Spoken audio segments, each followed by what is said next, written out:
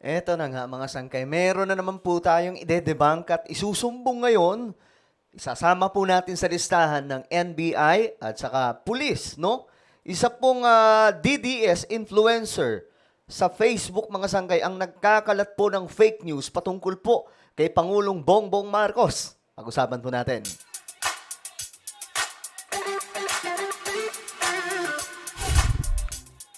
So hello, what's up mga sangkay? This is me. I'm back for another vlog today.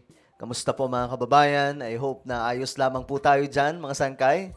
Medyo mainit-init po yung ating pag-uusapan ngayon dahil nga po ito ay patungkol po sa isa pong influencer na DDS. No, ang nagpapakalat po ng isang mali-maling impormasyon. Sabi ko nga mga sangkay, wala pong problema sa pag-atake o pambabatikos sa Pangulo. Bahagi po yan ng demokrasya. Pero ang lumagpas ka na dahil gumagawa ka na ng kwento at kasiraan ng Pangulo na wala namang katotohanan, doon po tayo magkakaproblema. Tandaan po natin, mayroon pong akmang batas para sa mga ito. Andyan po yung NBI Cybercrime Division, andyan din po ang PNP Cybercrime na tumitingin po mga sangkay sa mga ganitong klaseng gawain. Ngayon, pag-usapan po natin yan. But anyway, guys, before we start, pakisubscribe po muna yung ating YouTube channel. Tayo na po ay nakarating sa 1.47 million subscribers at road to 2 million subscribers. At ilang tulog na lang din, 1.5 million na rin po tayo. So, kung gusto mong mapabilang sa dumaraming mga solid sangkay, makikita nyo po yung subscribe button sa baba ng video na to. I-click nyo po yung subscribe, i-click ang bell, at i-click nyo po yung all. Alright? So, sa mga nanonood po sa Facebook, i-follow nyo po yung ating Facebook page. Ngayon, mga sangkay, ito na nga po ang tawag dito. Ito yung salarin na ating pag-uusapan ngayon. Heto, marami na kasing nagsusumbong eh. Itong taong to mga sangkay, ayan po yung pangalan. Hindi ko alam kung ito talaga yung original name niya. Ayan po ayan. Hindi ko alam kung ito yung original na pangalan niya mga sangkay. Ngayon, nagkakalat po ito sa social media ng kung ano-ano laban po kay PBBM. Ito nga po mga sangkay. Ito wala na akong pakialam dito. Itong mga sayaw-sayaw. Wala na akong pakialam dyan. Itong send him back, tatay is... Wala na po ako dyan pakialam. Walang problema yan. Bahala kayo sa buhay nyo. Pero dito ako mayroon pong problema, mga sangkay. Nasa tingin ko, ito yung mas malaking may tama ngayon sa kanya. Pray for him, kidney failure. Halaoy, dili na unta ni paantuson na. Paantuson pa. Dapat papahulayon na lang jud ni. Ano sabi niya? Sana hindi na daw po patiisin ba? Kumbaga, sa Tagalog mga sangkay, medyo ano to eh. Sana daw hindi na po patiisin ang Pangulo. Dapat papahingahin na daw po ang Pangulo. Kasi nakaraan mga sangkay, di ba? Yun po yung pinakalat na fake news din po yun.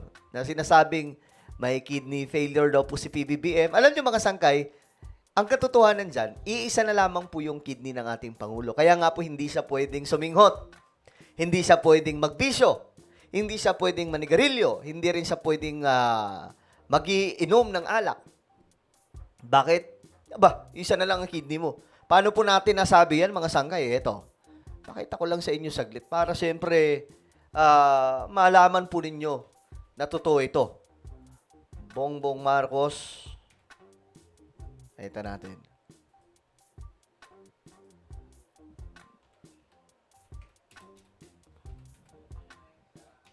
Kidney. Ayan. Dinonate po ni Ferdinand Marcos Jr. ang kanyang kidney sa kanyang tatay. Yung isa po, mga sangkay. Yan po, matagal na po itong na-post o ginawa ng content mga sangkay, article, no, mula po sa Kahimyang. Ayan, dito po nanggaling yan. Sa Kahimyang. More on history po ito. Ngayon, mga sangkay, hindi na po pwede siyang suminghot ng kahit na ano. Kasi nga, bawal na po yun. Biruin mo, iisa na lang yung kidney mo, tapos gagawa ka pa ng kalokohan. Ano yun? Hindi na tatagal ang buhay mo niyan. Sigurado, ilang taon lang, mula nung naibigay mo yung isa mong kidney, talagang sasalubungin mo na si tawag dito, si San Pedro na may dalang manok daw. Ngayon, mga sangkay, ito yung kanyang sinabi. Pray for him, kidney failure. Alam nyo guys, ang isa sa malala dito, mga sangkay, ito tingnan po natin yung kanyang Facebook. Meron po siyang follower na 600 mahigit. 600,000. Try natin tingnan. Malaki-laki po yung follower niya, mga sangkay. So, 600,000 the follower, tapos ito po yung mga post niya, mga sangkay. Ayan po. Tingnan po natin. Ito yon. Kita nyo? Sa NBI at saka sa NBI Cybercrime at PNP Anti-Cybercrime. Ito po ay isinusumbong namin sa inyo. Ito po yung pangalan niya. Ito yung YouTube channel niya. I hope na mabigyan ito ng atensyon kasi, mga sangkay, last time, kahapon po ata ito, may dinampot 2 DDS na nagpakalat po ng edited video. Ayan po, mga sangkay, pulis ang sumundo. Ito, panoorin muna natin. Sinampula ng Police Regional Office 7 of Row 7 ang 2 individual na umano'y nagpakalat ng fake news sa social media. Ito ay matapos silang sampahan ng reklamong paglabag sa Cybercrime Prevention Act of 2012. Ayon kay Police Regional Office Director, Police Brigadier General Red Maranan, kaugnay ito sa ipinakalat na video ng Sinulog Grand Procession, subalit pinalabas na protest rally ng mga taga-suporta ni dating Pangulong Rodrigo Duterte. You see? Yan ang nangyayari, mga sangkay. Online kasi ito, ano? So hinabol natin yung at sinundan natin yung mga digital footprint. Oh, ayan, 'di ba? Yan ang nangyayari. Akala kasi nila, mga sangkay, kahit alam nyo ito lang masasabi ko. Kahit kayo ay mag-deactivate, mahanap at mahanap pa rin po kayo ng NBI o ng pulis. Kasi may mga sarili po yung IT. Okay, may mga sarili po, lalo na po yung NBI.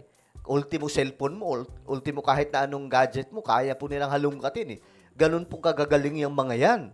Diba? At natunto natin kung sino yung mga tao na nagpapakalat nga ng mga video na kung saan itong mga video na ito ay sinasabi nila na doon sa isang lugar ay maraming taong nagpo-protesta. Okay. So, ayan, mga sangkay. Ngayon, ito lang ang masasabi ko sa nagpapakalat na taong ito. No, ang masasabi ko lang, ito po ay banta po sa national security. Kasi, halimbawa, nag-post siya ng ganito, pray for him, kidney failure. Siyempre, ito mga sangkay, ilan ba yung naniwala dyan? Napakarami ito Sa kapulisan po natin at sa NBI, ito po yung shares ng kanyang post.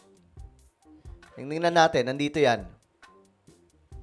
Naghahamon pa po ito mga sir, naghahamon pa po ito. Okay, naghahamon ang babaeng ito. Hinahamon kayo, NBI. O, ayan. Ito yung original post niya, Kasi ngayon, mga sangkay, natatakot na. Sa sobrang takot niya, nag-repost na po siya. Mamaya, ipapakita ko sa inyo. Nag-repost na po siya na may caption na hindi daw po totoo. Kinabahan. Pero, kahit anong sabi mo, nasabi mo na dito. Kahit i-edit mo to, marami ng screenshots, nagawa na rin po natin ng vlog.